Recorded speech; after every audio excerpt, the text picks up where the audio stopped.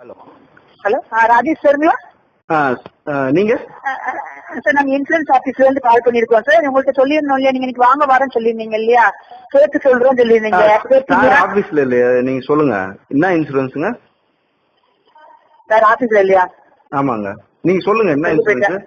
எங்க போயிட்டாங்க? சொல்லுங்க, நீங்க என்ன இன்சூரன்ஸ் சொல்லுங்க. இது லைஃப் இன்சூரன்ஸ். என்னங்க இது லைஃப் இன்சூரன்ஸ். இது எத்தனை பேருக்கு சொல்றீங்க? அவங்க ஏற்கனவே சொல்லியாச்சு.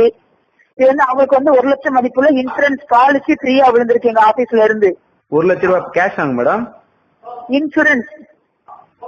இன்சூரன்ஸுங்களா? ஆமா, இன்சூரன்ஸ் பாலிசி ஃப்ரீயா விழுந்திருக்கு உங்களுக்கு. எங்க வந்துச்சு மேடம்? எனக்கு எங்க வந்துச்சுங்க? ஜெய் சாய்ராம் இன்சூரன்ஸ் ஆபீஸ்ல.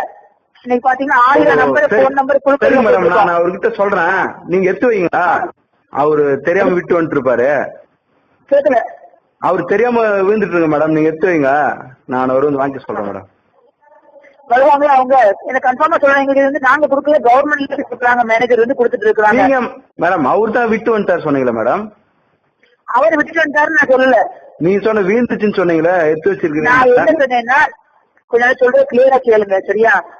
அவங்களுக்கு வந்து ஆபீஸ்ல 1 லட்சம் ரூபாய் மதிப்புள்ள இன்சூரன்ஸ் பாலிசி விழுந்திருக்குன்னு சொன்னேன். 1 லட்சம் ரூபாய் ஃப்ரிட்ஜா மேடம்? என்ன சார்?